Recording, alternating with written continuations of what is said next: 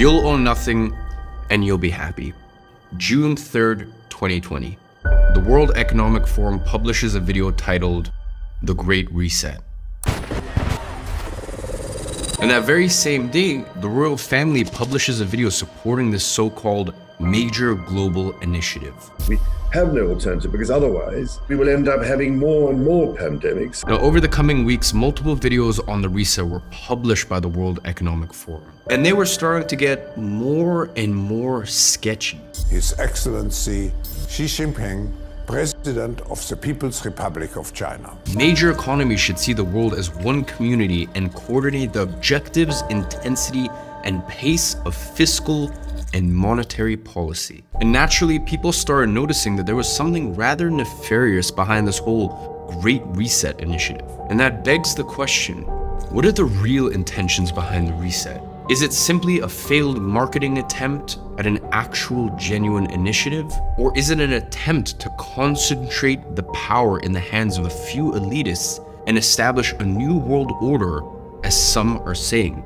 And if so, who is behind this? And why the heck do we even need a reset in the first place? So today, we are investigating the Great Reset. And more importantly, we're doing something that no one else dares to do. We are exposing how the world actually works behind the scenes.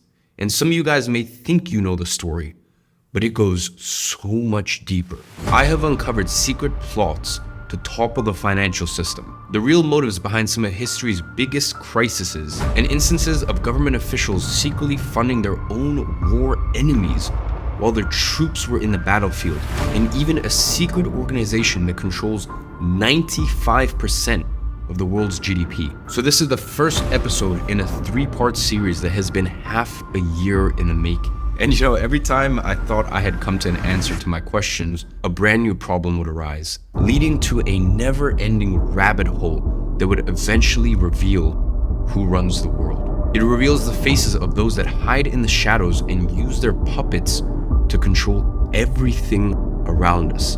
And I call them the puppet masters. And the reason it took me so long to release this is because I wanted to figure out exactly how you can save yourself from their tyranny. And actually, let me just show you how I started this whole process in the first place.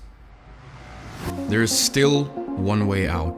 So let's analyze the situation. The puppet masters are about to have you right where they want you, under their thumb. You see, once CBDCs are rolled out, you will be at their mercy. They decide how much you spend, where you spend it, and even how much money you have left at the end of the month. And that will make it impossible for you to escape. You will be on a perpetual hamster wheel for the rest of your life, living paycheck to paycheck, because no matter how much you save, their negative interest rates will chew away at your savings, because they don't even view it as your money to begin with in the first place. Forget your property rights, forget your future, forget your liberty. You will be nothing but a slave to the system. And that's just the money. They said to themselves, you will own nothing and you'll be happy. You will eat the bugs because they control the food supply. And if you dare speak up, well, then they'll be very upset and your social credit score will go down. Good luck getting a new rental agreement. And if you try to run away, good luck, because the next step in controlling energy supply is banning gas-powered cars. Because once everyone has electric cars, with a flick of a switch, they deem whether you are worthy or not of travel. The clock is seconds away from midnight. DEFCON 1. But that's what happens when power is concentrated in a select few hands. Because power corrupts, and absolute power corrupts absolutely. And that is why you need to escape now. And that means you need to claw back the freedom you deserve. And the way to claw back that freedom is by 3 avenues. The first one is financial freedom, and this is obvious. Because once they have complete control over the financial system, they will make it impossible for you to be financially free. Because they want you to be dependent on them. They need you to be dependent on them. Because when you're dependent on them, you are controllable. So that means you need to put every waking moment into earning your financial freedom. The next is time freedom, and this is truly how you get off the hamster wheel. You need to stop trading your time for money. Because if you do, inflation and negative interest rates will eat away at your savings and you'll be stuck in the debt cycle forever. And the next is location freedom, and this is the one that usually people sacrifice the other two for. You may have financial freedom, and you may even have a bit of time freedom, but you are stuck in a city, and that makes you controllable. That makes you a slave. Because when the US or Europe goes to you can't pack up, you can't leave, you don't have autonomy. Because make no mistakes about it, it's about to be war. And if it is war, you need to be able to be mobile. And that brings me to my next point, which is in a world of centralization, you need to decentralize as much as possible. And what does that mean, you may ask? Well, just like when you're investing, you don't put all of your eggs in one basket. You don't just pick one stock. In the same way, you can't just bet on one country, because if your country goes to shit, what are you gonna do? So you need to plan. And this is where multiple passports and multiple residencies come into the picture. And once you're financially free, this becomes a lot easier. In places like St. Kitts, you can earn citizenship through investment for as low as 150K. And you need to start tracing your lineage so that way you can see if you are eligible for any other citizenships. Look into things like digital nomad visas. Start looking in different countries, and this also applies for bank accounts. You need more bank accounts. You need them in more countries, because if one country starts to restrict withdrawals, well, then you're stuck. If one country starts tracking your carbon footprint and charges you for it, which by the way is already happening, I wrote about this a few weeks ago, but MasterCard has already implemented technology that is required to know your exact carbon footprint depending on your spending. And the next step, well, if you spend in non-climate friendly places, well, you'll be penalized. And what's worse is they're giving the technology to every major payment processor. And that's why you need more bank accounts. You need bank accounts in different countries. And it amazes me that more people don't do this. In the same way you treat your investments, you need to treat your cash. And realize that the only way you can complete these steps is if you have these 3 types of freedom that I've already told you about. And you have maybe 2-3 years before it's too late. But what I will say is that it feels like more people are starting to wake up. So if you want to reclaim the freedom that you were born deserving, you must act now. So instead of submitting to their globalist dystopia of the Great Reset, instead, together, let's make this the Great Escape. How do you think that went? Yeah, I think it went really well. I think the people are gonna like it. I kind of feel like we're just a broken record at this point. Like I kind of feel like we're just beating the same dead old horse. I mean, it's the truth. So there's not really much more you can do. I don't know. I feel like something just isn't right. But before I tell you the solution, let me tell you what got me to that point. Now, in order for you to truly comprehend what's going on, we need to set a timeline of events and understand who are the characters that play a role in this plot. But before we go there, we need to understand how we actually got here. So let's start from the beginning. June 3rd, 2020. That was the date that the name The Great Reset was first introduced. And really the idea was the following. Quoting the words from the Great Reset page from the World Economic Forum's website, our world has changed. We have greater challenges than ever before, and because of that, our systems need a reset. The C-19 crisis brings us a unique window of opportunity to reshape our world. There is an urgent need for global stakeholders to cooperate in simultaneously managing the direct consequences of this crisis. Now, all of these claims are pretty debatable. The world has changed. Has it really? Are today's challenges really greater than the ones we have been facing over the last hundreds of years? And even if they were, why does that mean that our world needs a reset? What does a world reset even mean in the first place? Now, before we dive into each one of these questions, let's go back to the timeline of events, because it's essential for you to understand the past before you can ever judge the future. And although the Great Reset launched on June 3rd, 2020, the seeds for it had been planted a long time ago. So let's go back to November 12th, 2016. The World Economic Forum publishes an article titled 8 Predictions for the World in 2030. And the very first prediction they made, number 1, you'll own nothing and you'll be happy. Whatever you want, you'll rent. Now they've been seeding the whole you'll own nothing and be happy narrative for almost a decade now. Now, who exactly has been pushing that? who are the puppet masters behind this whole narrative? It's an international organization called the World Economic Forum. Now, the World Economic Forum is basically an intergovernmental organization that connects the world's most powerful countries with government leaders from all major countries. Now, their objective? Tackle the world's most crucial challenges, which according to them are climate change, carbon emissions, gender pay gap, amongst a myriad of other things. And here are some of their members. CEOs such as Zuck and Bill Gates. You know, the classic ones everyone knows and dislikes. Other members such as Biden, China's dictator, Putin, Trump, royal family. It's basically a mastermind full of billionaires and the world's most powerful people, both from the private and public sector, who all take their jet or even fleet of private jets into Davos, which is obviously quite ironic considering that they're trying to tackle global warming and all that. But nonetheless, let's ignore that.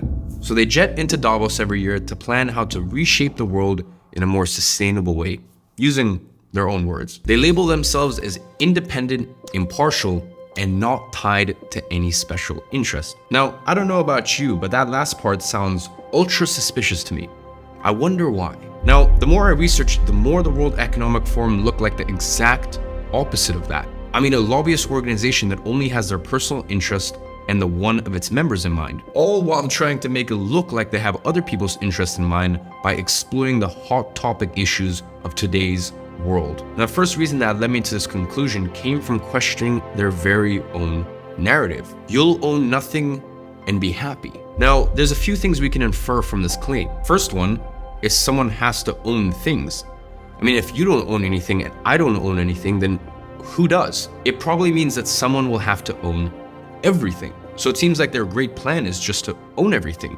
And secondly, you're still gonna need to have a house, a car, a phone, a computer, a stove, a fridge. And if you don't own those, well, then you're gonna have to rent them. And everyone else will have to rent from the same individuals who owns everything. So if the only way for you and I to access things is by renting them from the ones that own everything, doesn't that also mean that they'll have complete control over you, me, and everyone else, because they can practically choose who they rent it to and under what conditions they rent it, since we really don't have any other options but to rent from them. And listen, I don't know about you, but for me personally, that doesn't sound too good. And once again, following in their line of thinking, if you own nothing and are happy, does that mean that the people who own everything will be sad? You know, are they doing this as an altruistic effort to spare us all the pain of owning anything, so that way we can enjoy the peace of mind of owning nothing? Well, that doesn't seem too logical to me either. So maybe you'll own nothing and be happy so that in turn, they will own everything and be happier? Sounds like a great win-win situation, doesn't it? To me, it sounds like you will own nothing is just another way of saying we will own you. And the more I researched this, the more questions I had. Who's behind the World Economic Forum? What's their actual agenda with this whole Great Reset plan? How do they plan on implementing it in practice? Like, how are we gonna go from owning houses, cars, and other consumer goods to just simply owning nothing? I mean, is the government gonna come knocking on our doors with guns and saying, hey, all of your assets are now mine? So in order to get some answers, let's go back to our investigation board and let's point our efforts to Klaus Schwab. So we've got the first character that plays a role in this plot, the World Economic Forum. So next obvious question to ask is, who runs the World Economic Forum? Because let's think about this. If the World Economic Forum is an organization that proposes and helps governments execute an agenda to literally reshape the future of our world, and they do that by putting themselves in a position of being an internal organization for public-private cooperation, well, surely the person in charge of all that must have been democratically elected, right? I mean, it's just common sense. If you're the one dealing with the public, environmental, and trade policies of the entire world, you have to be elected by the people, or at the very least by an executive board that was democratically elected by elected officials from each country. So that way we know that you are acting on behalf of the interests from the people who elected you. I mean, that has to be the case, right? As it were, it's not. So the World Economic Forum is not like the United Nations, the IMF, or even the World Bank, which are the biggest institutions in the world, and all of which have democratic systems to elect their heads. The WEF though? Well, they're a completely private institution. There's no democratic election to decide who's in charge, and even more interesting than that, all of the institutions that I just mentioned, the IMF, the World Bank, the United Nations, well, they support and execute an agenda that was set by the World Economic Forum. Listen, the bottom line is, the person who's dictating the economic and environmental agenda for the IMF, the World Bank, the United Nations, and for the most important nations and private corporations around the world was elected by nobody other than himself. Yes, that's correct.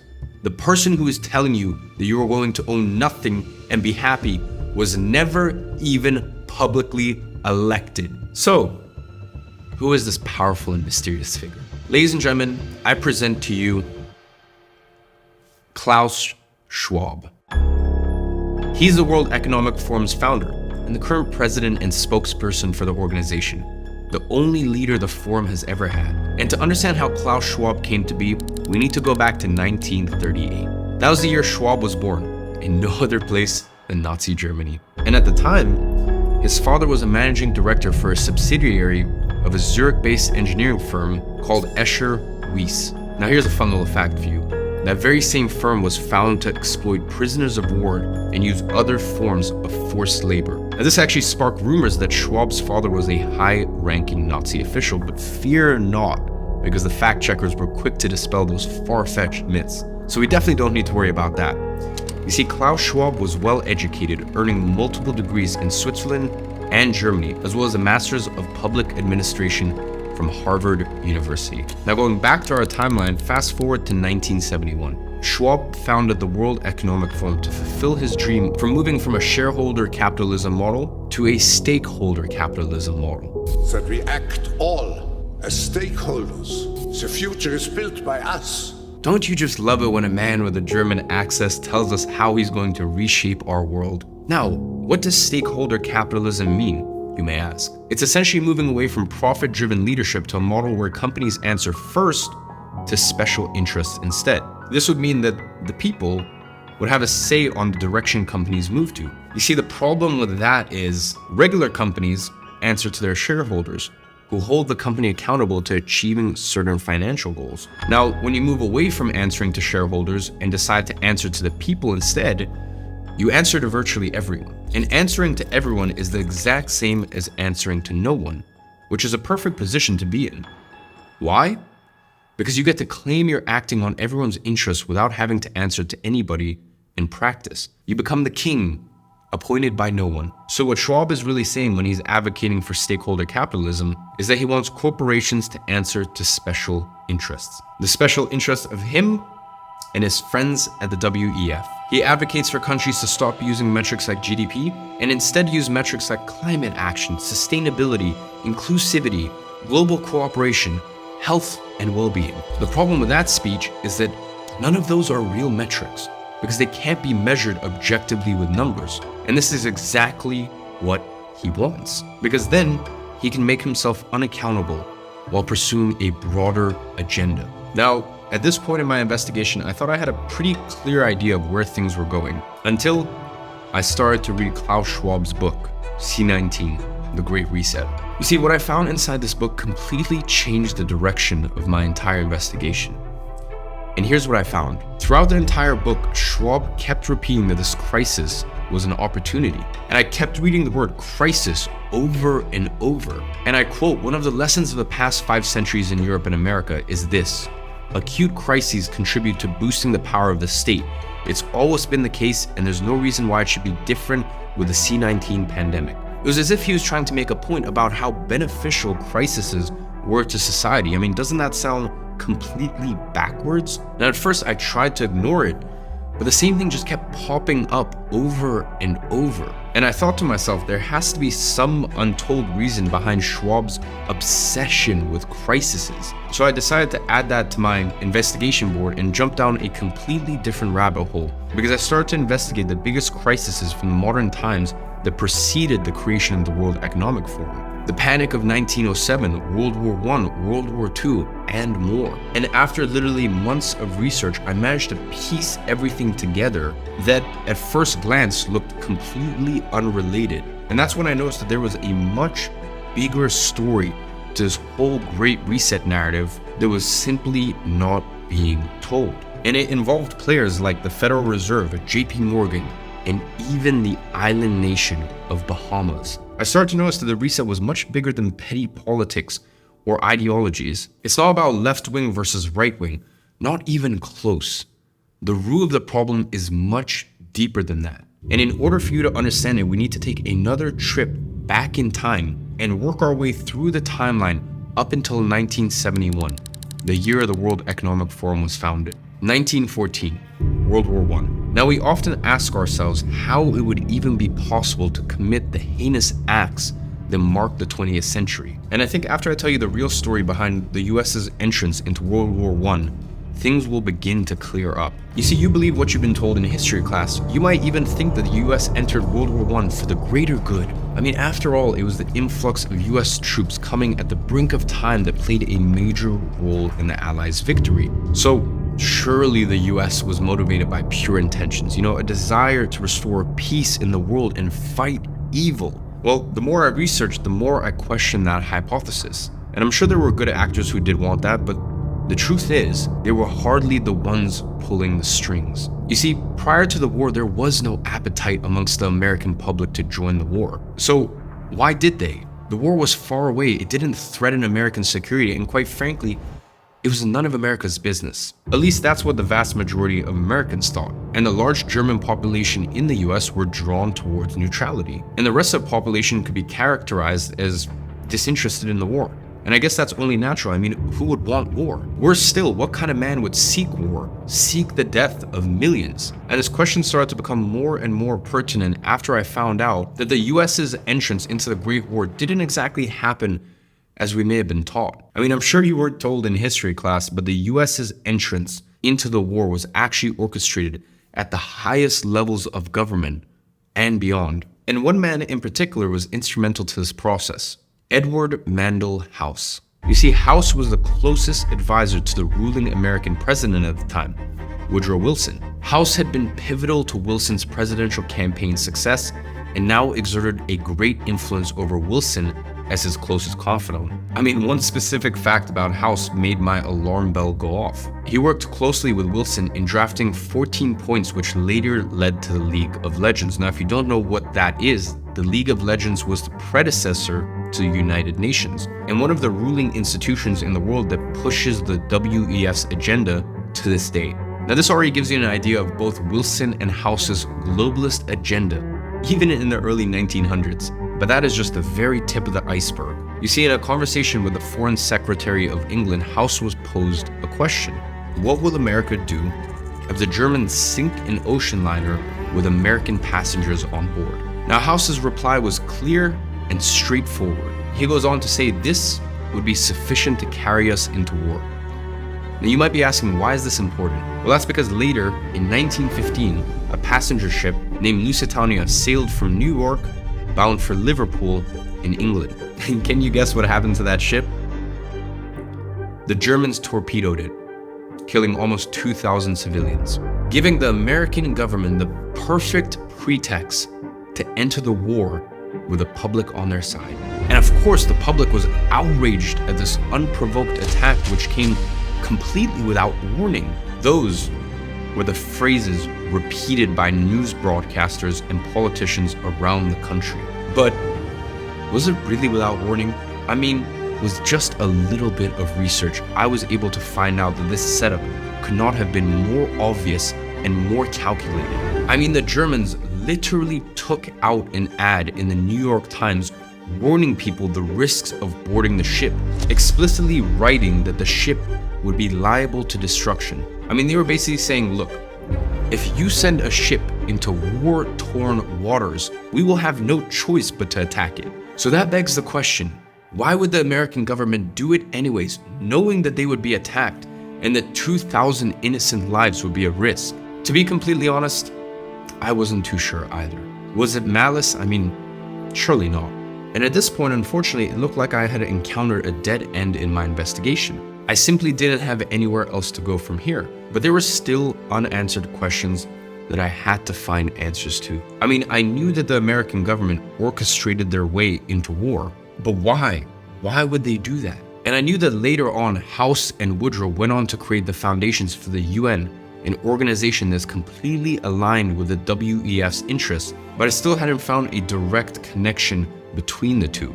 And why did Klaus have such a fixation on crisis in his book? I sat with those questions for weeks, with honestly embarrassingly little progress. But it was only after weeks of going nowhere with my research that I was able to find something that would help me piece things together. It turns out that the answers to my questions were buried in an old and obscure book written by General Smedley Butler, titled War is Racket.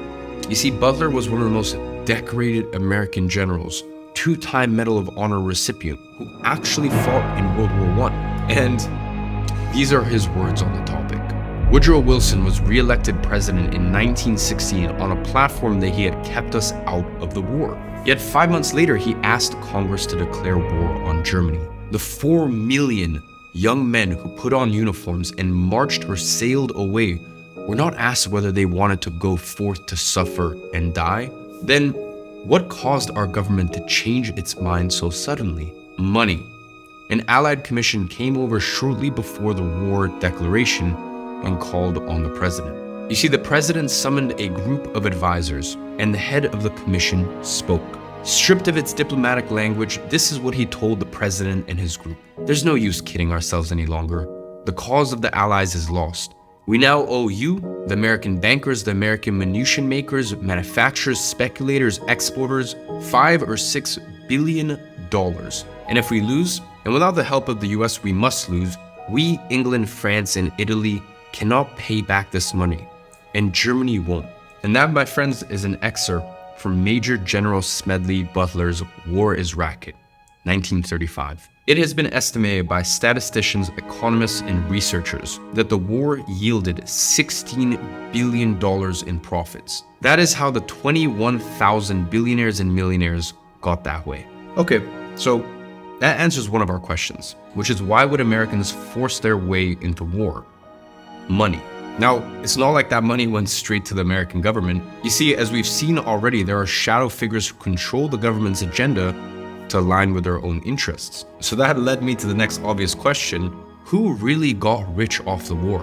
And how was Woodrow Wilson truly involved? Well, this leads us directly to our second major crisis, and another journey back in time. Crisis 2, the Panic of 1907. Now, to get to this, I had to dig deeper. I mean, deeper than I've ever dug before. You see, I started to research what projects Woodrow Wilson had led during the period that preceded the war, trying to find some sort of connection of how he would benefit from joining World War I.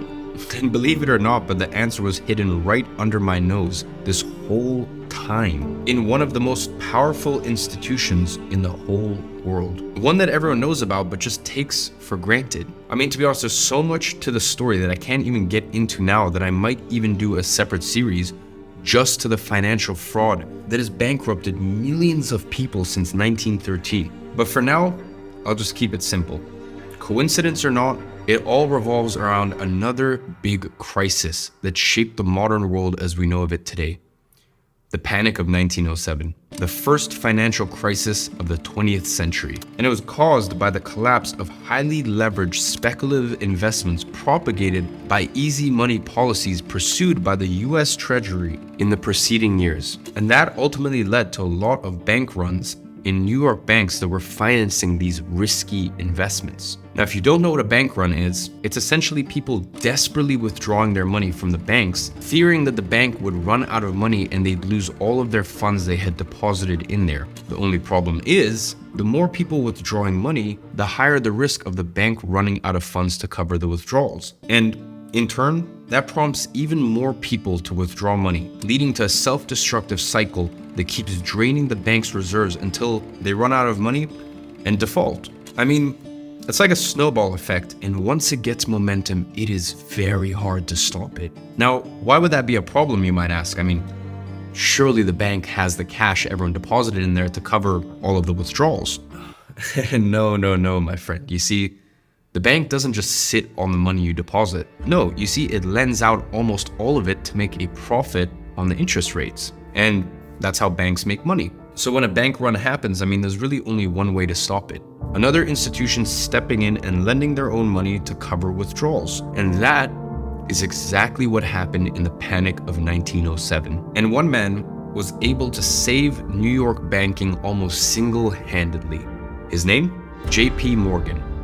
You see, JP Morgan bailed out the banks by putting his own money on the line. Now, why would he do that? Why would one of the most powerful men in the world put his own money on the line to save his competitors from defaulting? Well, there's two explanations. Number one is that, JP Morgan is very generous and deeply cared about his competitors to the point where he would risk his own bank to save others. How kind of him. Or option two is that he had an incentive for doing so. And my gut feeling tells me that option two is a little bit more likely. Now, why would he have an incentive for doing this? Well, here's how everything comes together, and you begin to see just how all the pieces fit together perfectly. You see, the whole panic of 1907 led to a huge loss of confidence in the US Treasury, which is the organization that was supposed to ensure that problems like that wouldn't happen. So naturally, when they failed to do this, it became the impetus for Congress to begin a complete overhaul of the system. The following year, Senator Nelson Aldrich was appointed as the chairman of the National Monetary Commission with the mission to form a commission to study the European financial system. What most people didn't know was that behind the scenes, Senator Aldrich had close ties to bankers. You see, he went on to spend almost 2 years in Europe writing recommendations and reports. And here's what happened. Upon his return, instead of handing out his reports straight to Congress, Aldrich decided to do something else. On the evening of November 22nd, 1910, Senator Aldrich left New Jersey on a train in complete secrecy alongside 6 other individuals who all dropped their names in favor of code names so no one would discover who they all were. And their destination? A private secluded island off the coast of Georgia. It was called Jekyll Island. And there, they stayed at a club, the Jekyll Island Club, which was co-owned by none other than JP Morgan, who arranged himself the entire facility just for this specific meeting. Now later, during my fact-checking research, I also found sources pointing out that the Rockefellers also co-owned this estate. And this meeting was so secretive, so concealed from government and public attention that nobody even knew was taking place. Now, who might be invited to attend such a secretive and important meeting?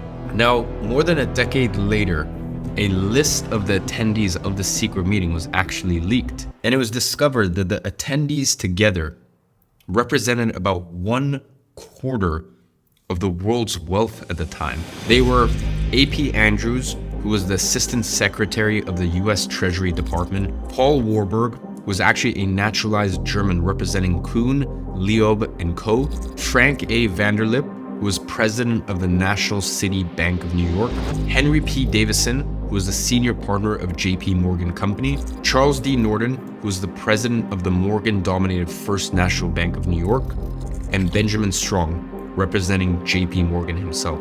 It was basically a secret meeting of the top financiers and bankers of the US. And the excuse for such powerful representatives and wealth to meet together? To go on a duck hunting trip on Jekyll Island, of course. Only that duck that they were hunting was your money.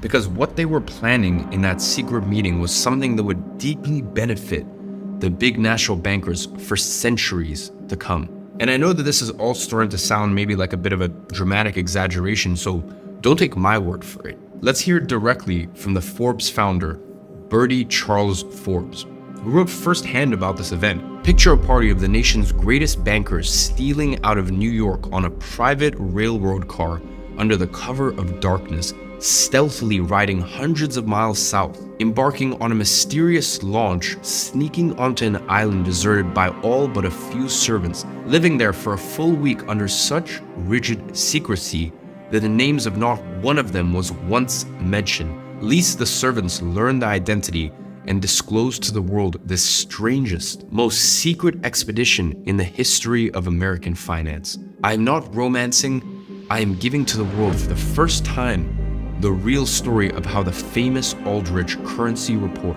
the foundation for our new currency system, was written. The utmost secrecy was enjoined upon all. The public must not glean a hint of what was to be done. Senator Aldrich notified each one to go quietly into a private car of which the railroad had received orders to draw upon an unfrequented platform.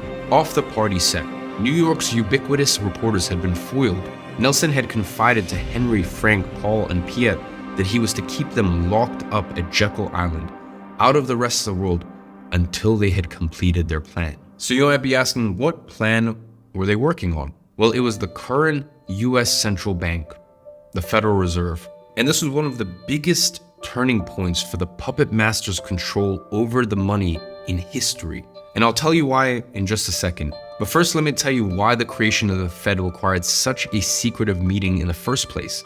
You see, virtually all of the founding fathers and enlightened thinkers had been diametrically opposed to central banks. Thomas Jefferson even stated, "I sincerely believe that banking establishments are more dangerous than standing armies, and that the principle of spending money to be paid by posterity under the name of funding is but swindling the futurity on a large scale." In fact, most people don't even know this, but America had another central bank before the Fed, back in the 1830s when Andrew Jackson was the 7th president. And on his deathbed, President Jackson was actually asked what the greatest honor of his career had been. Without any doubt, he proudly exclaimed, "Killing the central bank."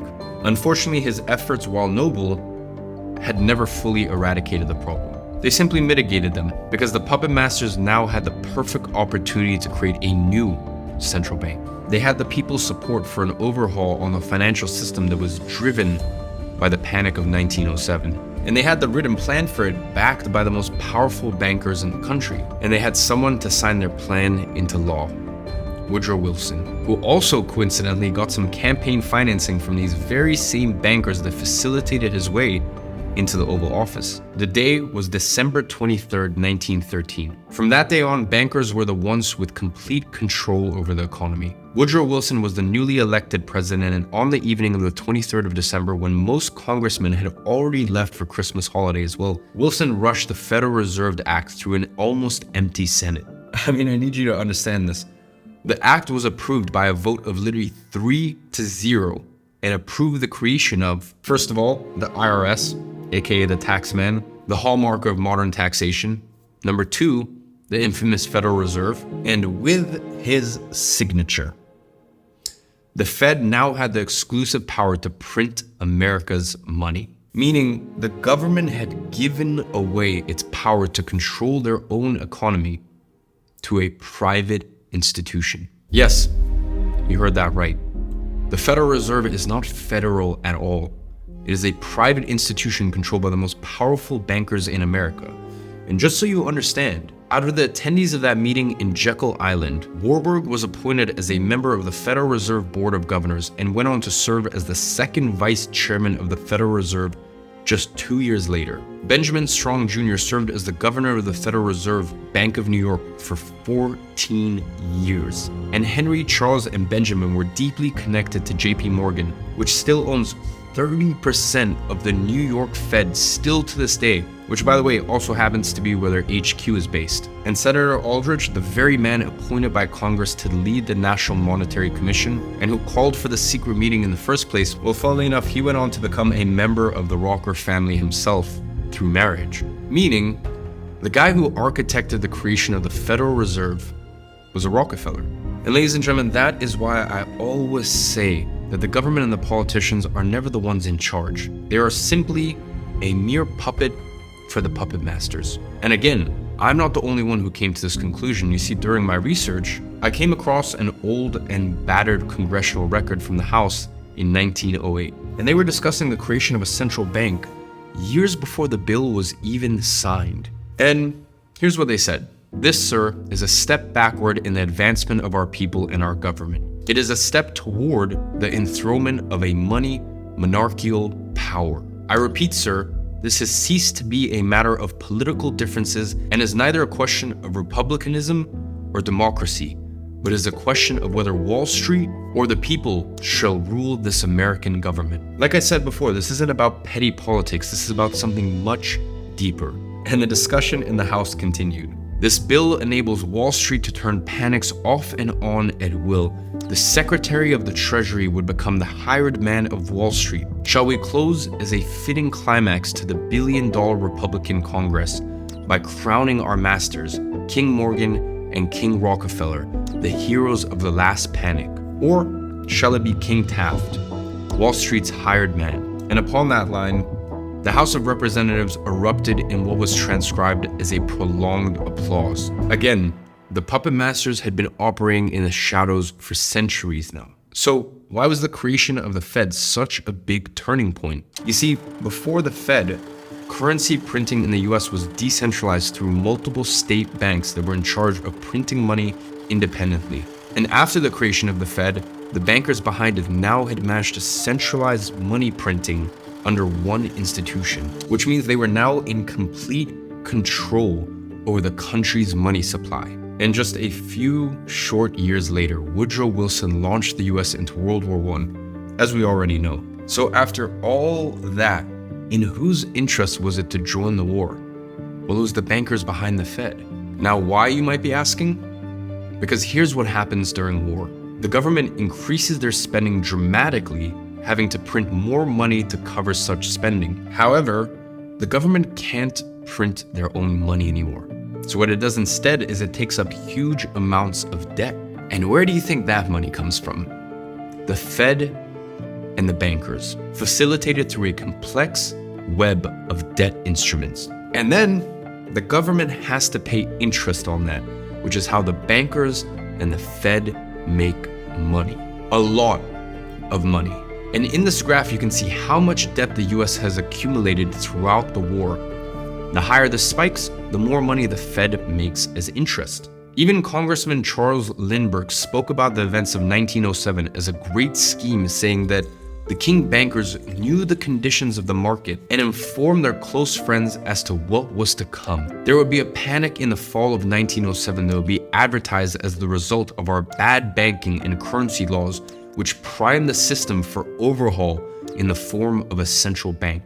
And later, Charles went on to discuss Woodrow Wilson's act. This act establishes the most gigantic trust on wealth. When the president signs this act, the invisible government by the money power will be legalized. Now, you know exactly what he meant by the invisible government by the money power. Now, I'm gonna be honest with you. Even after all of this evidence, I was still not convinced about the real interest behind the Federal Reserve and if they were as nefarious as my research was making them seem to. It was only after I got my hands on a lost document from 1932 that my mind changed. You see, this document is stored in the document division of the Stanford Library, and it reports the hearings of an investigation on the Federal Reserve that took place in US Congress. And the reason for such investigation? Well, you see, the chair of the House of the Banking Committee accused the Federal Reserve of artificially creating crashes and crisis, to the point of even filing a petition for the impeachment of the Federal Reserve Board. What I found buried inside of this document was mind-blowing. Here's how the petition for the impeachment was introduced. Mr. Chairman, we have in this country one of the most corrupt institutions the world has ever known. I refer to the Federal Reserve Board and the Federal Reserve Banks. This evil institution has impoverished and ruined the people of the US and has practically bankrupted our government. It was done this through the maladministration of the law by the Federal Reserve Board and through the corrupt practices of the moneyed vultures that control it. Now, some people think the Federal Reserve banks are US government institutions.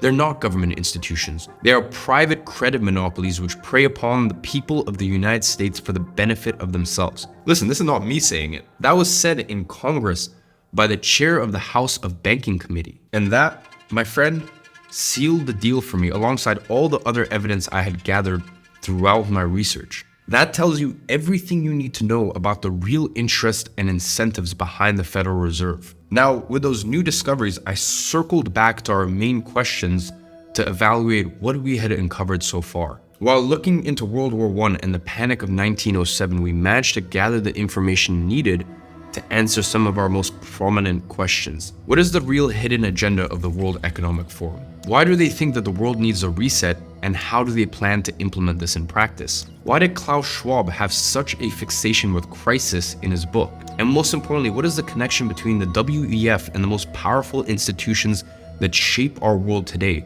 such as the Fed, the UN, the World Bank, the IMF, etc. At this point, we have already found out why the American government orchestrated their way into the war. And secondly, who got rich off of that war. And thirdly, how the Fed was connected to all of these efforts. So there's still a few questions that remain unanswered. And here's where I actually noticed something interesting. You see, the World Economic Forum and the Great Reset are all global initiatives with worldwide impact. So if that's the case, why does everything we've managed to uncover so far only relate to the US? How did they manage to go from controlling the US money supply to controlling the money worldwide? And here is where things take an unexpected turn. And we look at our third crisis, World War II, December 7th, 1941. You see, before we ever get to 1971, the year of the creation of the World Economic Forum, there's still one last crisis we need to revisit that happened between World War I and 1971. And you can probably guess what that was. World War II, surely the noble fight against the Nazis was just that, noble. I mean, after all, the US had absolutely no choice but to enter the war after the atrocious events of December 7th, 1941, when the Japanese Empire launched a surprise military attack at Pearl Harbor. At least, that's what I've always been told. Now, after finding out the real reason that the US joined World War I couldn't help but ask myself the question, was that really what happened? You see, the US already had a precedent of orchestrating their way into wars, so I simply couldn't take all these facts at face value. So I went on to investigate, and what I found made me realize just how deep the rabbit hole goes. I mean, obviously learning from their own experiences during World War I, the puppet masters already knew how to create filthy amounts of wealth through war. I mean, their blueprint was simple. Get the government to spend a lot and create internal debt, and then loan money to the government from the Fed and others. Then get paid interest on those loans. The more debt the government creates, the more money the puppet masters make. Listen, we already know the drill. And you can see how effective that was when we update our chart that shows the internal debt with the data for World War II. Pretty much 4 times more debt than in World War I. But what's more is with all that new cash leads to the puppet master's favorite control tool, inflation. In the years after the war, inflation soared by 20%. And who reaps the benefit of prices going up? Asset owners. Who get screwed? Everyday people. While their purchasing power was getting wrecked, the asset owners enjoyed the benefits. The Dow rallied over 500% over the next 20 years. So not only do puppet masters get rich off the war and its money printing, but they got even richer from the economic effects of printing money and inflation. But we already saw that after World War I, where the Dow also surged 500% before the Great Depression. So that's the unexciting part. That's old news, because I found out that this tactic is just the tip of the iceberg. During World War II, the puppet masters got even more creative and came up with an ingenious idea. An idea that made last war's profits feel like pennies on the dollar. And the way that I got to that discovery was by asking myself this question. If the US war efforts are financed by the bankers, who finances the other side of the wars? I mean, who is financing the Nazis? Do they have an equivalent of the Fed loaning them crazy amounts of money to pay off their war debts? Turns out the answer is yes and no. You see, here's the thing. Germany didn't have a huge central bank with access to ungodly amounts of money like the US does with the Fed. So Hitler had to find other ways of financing his efforts. And here's where a guy called Fritz Thyssen comes into the picture. Thyssen helped finance Hitler's plans for over a decade.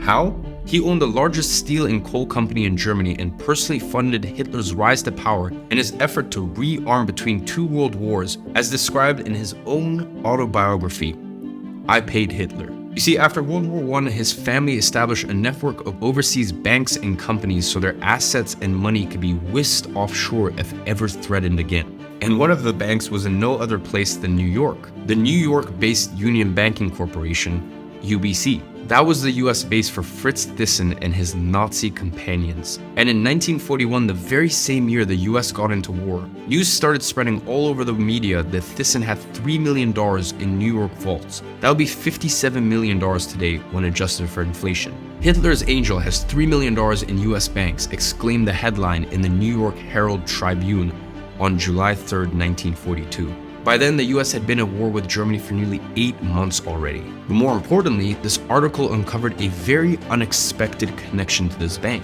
It found out that one of the managing directors of the bank at the time was none other than President George H.W. Bush's father, Prescott Bush. This was heavily denied by the US media at the time, perhaps unsurprisingly. Yet 60 years later, some documents were released by the National Archives and Library of Congress revealing that Prescott Bush indeed served as a business partner of and U.S. banking operative for the financial architect of the Nazi war machine from 1926 until 1942 through the Union Banking Corporation Shell, the very same bank that had partly financed Hitler's rise to power. And by the late 1930s, UBC had bought and shipped millions of dollars of gold, fuel, steel, and U.S. Treasury bonds to Germany, both feeding and financing Hitler's build-up to war. And finally, in 1942, UBC's huge gold purchases raised suspicions that the bank was in fact a secret nest egg hidden in New York for Thyssen and other Nazi leaders. Some people even suspected that the bank was holding gold on behalf of Hitler himself. And the government ended up confirming Thyssen's control of Bush's UBC, and in October 1942, the bank was seized under the Trading with the Enemy Act. And by November, the Silesian American company, another of Prescott Bush's ventures, had also been seized. He got caught red-handed. And you know what happened to him and all of his assets? Absolutely nothing. The assets were held by the government for the duration of the war, then returned afterwards. Meaning, he got caught stealing US gold to fund their biggest war enemy and make a profit on it. And in the end, he wasn't charged and got to keep all of the stolen gold. That, my friends, is the power of the puppet masters. I mean, it's almost poetic, isn't it? Now the question becomes, why would they fund their own war enemies? You see, there's two ways for a country to get rich off war. One is by winning the war and funding the victory, and then there's one other more sinister way to do it, arming both sides of the conflict. And it all goes back to our main character in this whole story, Klaus Schwab, who preaches that crisis brings us unique windows of opportunity. As you can see, the opportunity to grow and perpetuate power and control. So why not fund both sides of war to breed a crisis?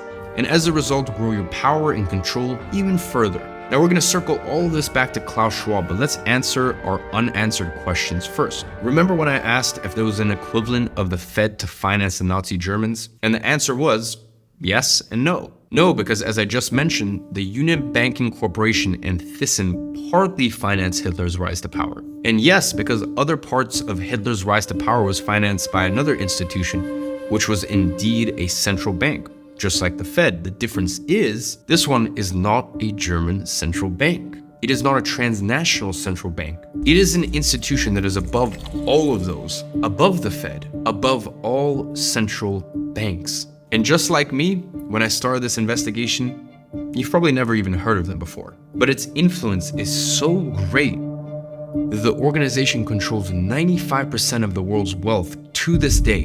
And the funniest thing is that I found out about it by chance. I was digging deeper into the US Nazi connection, and I stumbled upon the following quote from the United Nations Monetary and Financial Conference that took place in 1944. There's an American president doing business with the Germans while our boys are fighting Germans. And at first sight, I thought he was talking about Prescott Bush. But then I remember that Prescott Bush was never president. His son and his grandson were. And as I dug deeper, I realized that he wasn't actually referring to a president of the United States, but rather a president of the secret institution which is above the central banks that I just mentioned. So I set out to discover who this president was and what type of business he was doing with the Nazis. Digging a little deeper, or a lot deeper as I should say, I found out that the vice president of the German central bank was also a director of this hidden in plain sight organization, meaning this organization and the German central bank had close ties. In fact, this organization was so intertwined with the Nazi economy that it helped keep Nazi Germany stay in business. It carried out foreign exchange deals for the German central bank.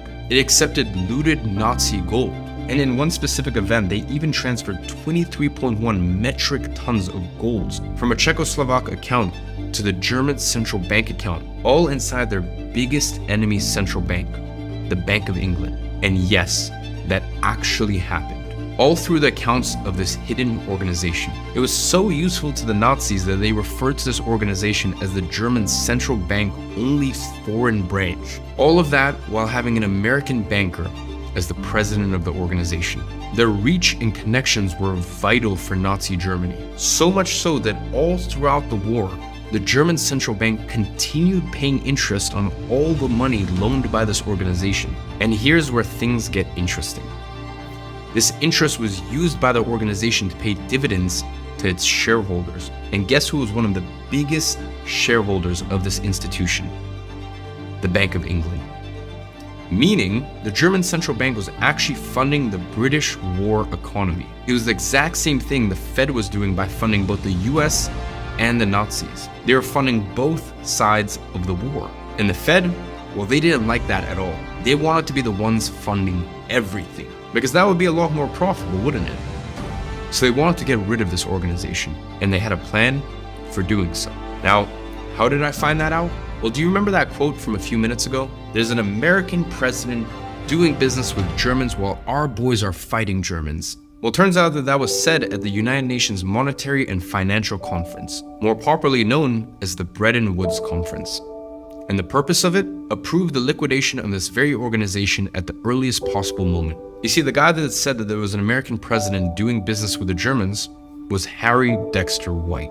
White was an official in the US Treasury Department. He was a top advisor to the Secretary of the Treasury, Henry Morgenthau, and was placed in charge of all Treasury Department's international matters. Now, an important fact to remember here, the US Treasury is the organization closely related to the Fed. Their interests kind of go hand in hand. Morgenthau and White were the most powerful enemies of the secret organization and lobbied hard at Bretton Woods in July 1944. Now, why, you may ask? Well, White had different visions for the international economy. He envisioned a greater role for the US dollar worldwide. His objective was very clear: make the US currency the global trade and finance vehicle. And the way that he proposed to do that was by having the US dollar backed by gold and other currencies pegged to the US dollar's value. This way, the puppet masters behind the Fed would finally achieve their ultimate goal: have complete control of not only the US money supply, but also the entire world's money supply, which would now be pegged to the dollar, the very same currency that they had complete control over. And so, they did. The outcome of the Bretton Woods Conference was very favorable for the puppet masters. It led to the creation of the International Monetary Fund, or the IMF, and the World Bank, the two institutions the puppet masters needed to assert their worldwide control. And that leads us directly back to our most important year in our timeline, 1971, where the puppet masters made their final move to assert control over the world's monetary system. The final move that was the missing piece for them to start implementing their ultimate multi-decade long plan, the Great Reset.